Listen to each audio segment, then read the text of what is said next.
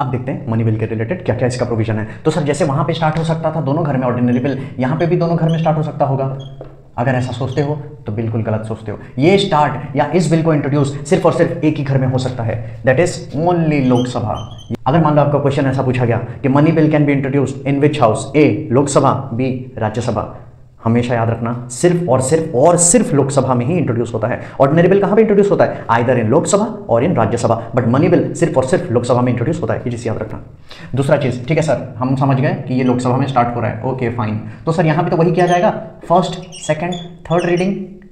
हाँ यहां भी तो वैसे ही होगा, तीनों फर्स्ट सेकंड थर्ड रीडिंग। और फर्स्ट सेकंड थर्ड रीडिंग में एक चीज समझना, यहां भी देखो दो ऑप्शन है, क्योंकि एंड में ये भी वोट होगा क्या, या तो पास करेंगे या तो फेल करेंगे। फनी चीज पता है क्या है, अगर ये बिल यहाँ फेल हो जाता है तो पूरा का पूरा गवर्नमेंट को रिजाइन करना पड़ेगा, पूरा का पूरा गवर्नमेंट को रिजाइन करना पड़ेगा। इसीलिए आज तक ज्यादातर ये मनी बिल ऐसा फेल होता ही नहीं है।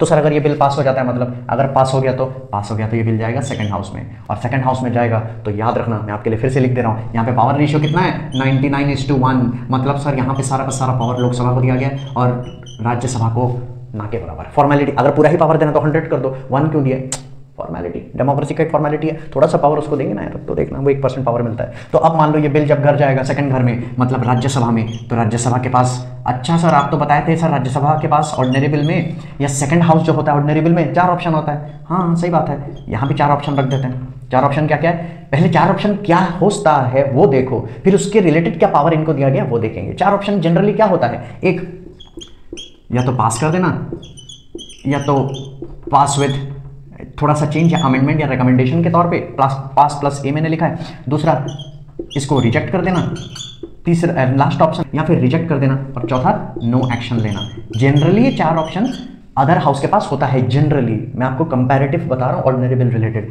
तो सर इसके रिलेटेड तो उनके पास पावर दिया होगा। हाँ अब देखो क्या है ये पावर, सर ये वाला पास करने का उनके पास पावर क्या दिया गया है, डेफिनेटली इसमें देने का, इसमें ना देने का क्या ही होता है, तो ये वाला पावर राज्यसभा को दिया गया है।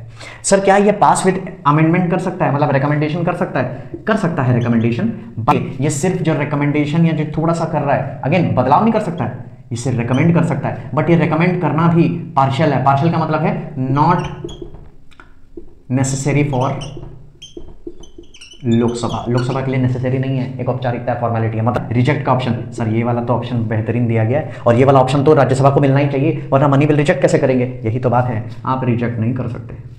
मतलब ये चीज ही तोड़ दिया गया है, आपके पास ये ऑप्शन ही छीन लिया गया है। ये तो ऐसा हो गया कि मान लो मैं आपको सवाल पूछ रहा हूँ अपने बच्चों को कि कल क्या टेस्ट दें, हाँ या यस, बच्चा सोचेगा हाँ या यस का मतलब क्या है कि मतलब दोनों ही तो फंस जाएंगे भाई। उसी प्रकार से आपने एक सीरीज देखा है, उस सीरीज का नाम है स्पेशल ऑप्स। स्पेशल ऑप्स में हिम्मत सिंह नाम का एक ऑफिसर है, उसने अपना जो बेहतरीन बेस्ट ऑफिसर रहता है उसको एक फ़ोन दिया रहता है, ताकि वो अपना जूनियर को जब भी फ़ोन लगाए वो जूनियर उसको उठाए।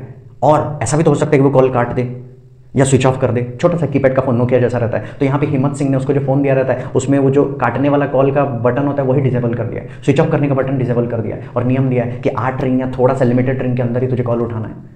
कुछ वैसे ही प्रकार का हिम्मत सिंह ने जिस प्रकार से वो फोन दिया है अपने ऑफिसर को, उसी प्रकार से मनी बिल रिलेटेड राज्यसभा को वैसे ही पावर दिया गया है। तो यहाँ पे जैसा राज्यसभा का हाल है, हिम्मत सिंह का जूनियर ऑफिसर का वैसा ही हाल था स्पेशल ऑप्स में। बेचारा को चाह के भी नहीं कर सकता, पास आपको करना पड़ेगा, कॉल आपको उठाना पड़ेगा। पास और रिकमेंडेशन किए तो लोकसभा नहीं मानेगा, वो अगर कॉल करके बोला कि सर बाद में बात करेंगे तो 2 जूता मारेगा उसको। अगर यहाँ पे रिजेक्ट करने का बटन वहां तो तोड़ दिया गया था, इसका भी बटन टूट गया कि बेटा राज्यसभा औकात में रहना, तुम मनी बिल को रिजेक्ट नहीं कर सकते। अब बोलेगा राज्यसभा ठीक है मेरे पास चौथा ऑप्शन तो अवेलेबल है, मैं एक्शन तो नहीं ले सकता हूँ, ये बोला बिल्कुल यहाँ पे आप एक्शन नहीं ले सकते, मगर इसमें भी एक कैच है। अब फिर से रोने लगा। इसमें कैच क्या है, सिर्फ 14 दिन के अंदर, सिर्फ 14 दिन तक आप एक्शन नहीं ले सकते हो।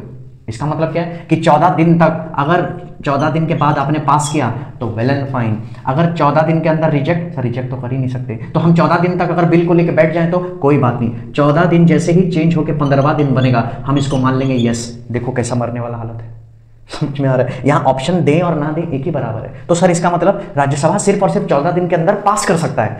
अगर रिकमेंडेशन किया तो भी कोई फायदा नहीं है, रिजेक्ट तो कर ही नहीं सकता। 14 दिन तक अगर उसने कुछ एक्शन लिया ही नहीं तो भी पास हो जाएगा बिल, ऐसा माना जाएगा कि it is deemed to be pass by the second house, that is Rajya Sabha. तो अब समझ में आ रहा है मैंने क्यों राज्यसभा को इतना कम पावर दिया। 1% पावर क्या है पता है, ये है, और 99% पावर क्या है पता है, ये है, जो कि डायरेक्ट लोकसभा को फेवर कर रहा है।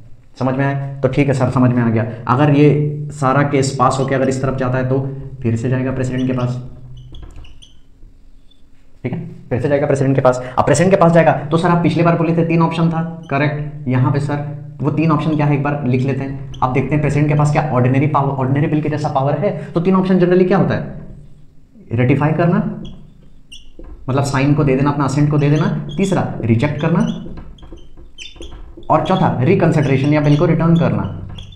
ये 3 ऑप्शन था प्रेसिडेंट के पास ऑर्डिनरी बिल में। तो सर यहाँ पे क्या बदलाव है, कंपैरेटिवली क्या बदलाव है, यहाँ पे ये बदलाव है कि प्रेसिडेंट चाहे तो बिल को पास भी कर सकता है, ये पावर तो दिया गया है। प्रेसिडेंट चाहे तो बिल को रिजेक्ट भी कर सकता है, ये भी पावर प्रेसिडेंट को दिया गया है। पर प्रेसिडेंट चाहे तो बिल को रिटर्न नहीं कर सकता। Again learn to ask question, कैसे कि सर यहाँ पे ऐसा क्यों, क्योंकि यहाँ पे एक और एक इंफॉर्मेशन है जो हमेशा याद रखना आपको काम आएगा। बिल को इंट्रोड्यूस करने से पहले प्रेसिडेंट का रिकमेंडेशन लिया जाता है। तो प्रेसिडेंट का पहले मंजूरी दिया जाता है। प्रेसिडेंट खुद बोलता है कि बिल को इंट्रोड्यूस करो, मनी बिल को। तो जब प्रेसिडेंट ही मनी बिल का मंजूरी सबसे पहले ही दे दिया इंट्रोडक्शन से पहले, तो उसको रिटर्न करने का मतलब क्या है, उसी प्रकार से उसको रिजेक्ट करने का मतलब भी क्या है। तो ज्यादातर रिजेक्ट नहीं किया जाता, इसको एक्सेप्ट किया जाता है। बट ऑप्शन कितना अवेलेबल है, ऑप्शन ये भी अवेलेबल है, ये भी अवेलेबल है। इस ऑप्शन को डिसेबल किया गया। क्लियर है। तो अभी आपको देखना थोड़ा सा फर्क समझ में आ रहा होगा। हाँ सर अभी थोड़ा थोड़ा समझ में आ रहा है। लोकसभा में तो यहाँ पे स्टार्ट करना है, इंट्रोड्यूस करना है, कोई भी घर में कर सकते हैं। यहाँ से लोकसभा पास जब होता है वहाँ पे पास और रिजेक्ट होता है, पर रिजेक्ट होने से वहाँ ऑर्डिनरी बिल सरकार नहीं गिरता है, यहाँ गिर जा रहा है। उसके बाद आपने एक चीज़ और कहा था कि सर यहाँ पे तो जॉइंट सेटिंग का प्रावधान है ही नहीं। वहाँ पे जॉइंट सेटिंग का प्रावधान था, राइट, क्यों नहीं होगा। वहाँ पे जॉइंट सेटिंग का प्रावधान जानबूझ के किया गया ताकि देश में कानून बनता रहे। यहाँ पे जब सारा का सारा पावर लोकसभा को दिया गया, जॉइंट सेटिंग का आपको लग रहा है कि ये मैच ड्रॉ होगा, कभी इंडिया और केनिया के बीच में भी अगर मैच हो जाए तो मैच ड्रॉ होगा बोल के आपको लग रहा है, कभी नहीं होगा। ये वैसे इंडिया केनिया का मैच है, यहाँ पे इंडिया लोकसभा बन रहा है और केनिया राज्यसभा, इन दोनों के बीच में मैच हो रहा है, ड्रॉ तो हो ही नहीं सकता। क्लियर है। तो यहाँ पे इसीलिए जॉइंट सेटिंग का प्रावधान नहीं है। उसके बाद में ये 3 ऑप्शन आपने देख लिया कितना खूंखार है, सबका सब फेवर करता है लोकसभा को, राज्यसभा को कुछ फेवर नहीं करता। या फिर रहा प्रेसिडेंट के पास, प्रेसिडेंट के पास ऑर्डिनरी बिल में 3 ऑप्शन था, यहाँ भी 3 ऑप्शन अवेलेबिलिटी है, बट उसमें से तीसरा ऑप्शन वो एक्सरसाइज कर ही नहीं सकता। ऑप्शन अवेलेबिलिटी में आपको क्यों बोल रहा हूं, क्योंकि मैं आपको कंपैरेटिवली बता रहा हूं ऑर्डिनरी बिल और मनी बिल का। तो ऑर्डिनरी बिल में 3 ऑप्शन, यहां पे उसके पास 2 ऑप्शन, रिजेक्ट करेगा, एक्सेप्ट करेगा। ज्यादातर केस, सारे केसेस में ये एक्सेप्ट करता है। रिजेक्ट और रिटर्न क्यों नहीं कर पाते, क्योंकि आपके आदेश से ही तो बिल को इंट्रोड्यूस किया गया था, फिर से रिजेक्ट करने का मतलब क्या बनता है। तो ये वाला आपको आई होप समझ में आ गया होगा। अब बढ़ते हैं हम हमारा तीसरा बिल की ओर, आखिरी पार्ट की ओर, और इसके बाद देखना जब हम एडवांस क्लास जब करेंगे तो आपको सारा चीज समझ में आ जाएगा। ओके।